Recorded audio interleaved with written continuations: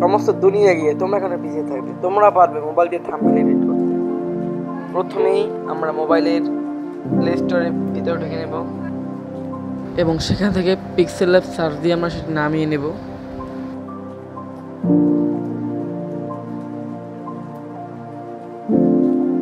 আমার নামানো আছে, তো আমরা সেখানে ঢুকে নেব পিক্সেল ল্যাব। আপনারা এখান থেকে বিভিন্ন ধরনের টেক্সটের ব্যাকগ্রাউন্ড সিলেক্ট করতে পারবেন।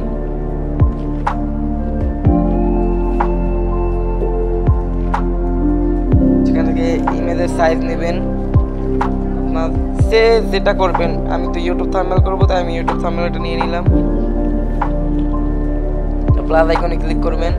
প্লাস আইকনে আপনারা টেক্সট কারেক্টেড মানে বিভিন্ন ধরনের টেক্সট দিয়ে আপনারা করতে পারবেন। আমি ফ্রম গ্যালারি মানে আমার ছবি দিয়ে দেব। সেখান থেকে আমরা এখন আমার পছন্দ মতো রুচি মতো আমি ছবি দিয়ে দিব, যেটা আমার দরকার হবে।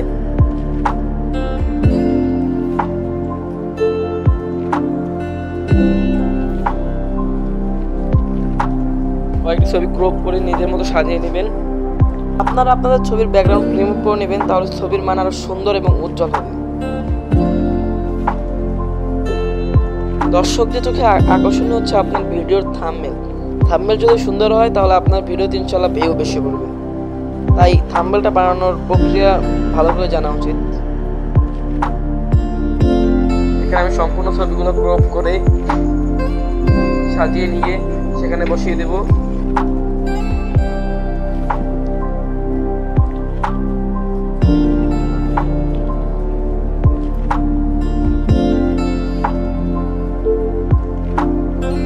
এবার সবগুলো লক করে দিব।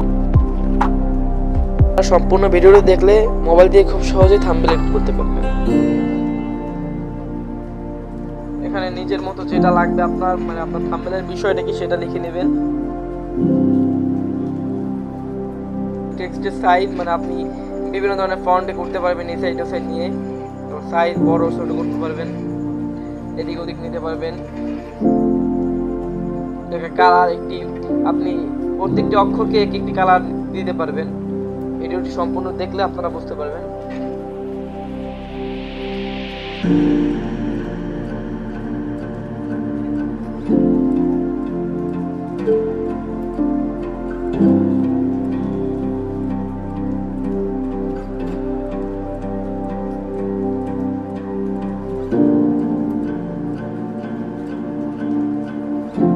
এবি ফন্ট এটা দিয়ে আপনার টেক্সটের বা আপনার লেখাটা স্টাইল করে নিতে পারবেন।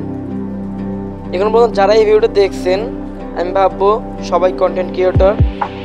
দোয়া করি আপনাদের পেজ নিয়ে আপনারা আরো অনেক দূর এগিয়ে যান এবং আপনারাও আমার জন্য দোয়া করবেন। তারপর টেক্সট ব্যাকগ্রাউন্ড, এটা দিয়ে আপনি টেক্সটের ব্যাকগ্রাউন্ড দিতে পারবেন।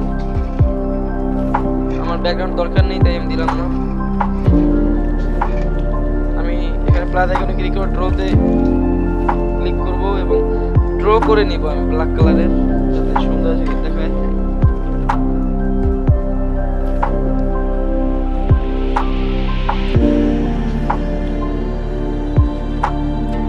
ড্র করে নেবেন, লেখা নেবেন, পর যেখানে করবেন সেখানে ড্রটি করে আপনি নিচে উত্তর দিবেন। ড্রটাকে আপনি লেখার নিচে নিয়ে নেবেন।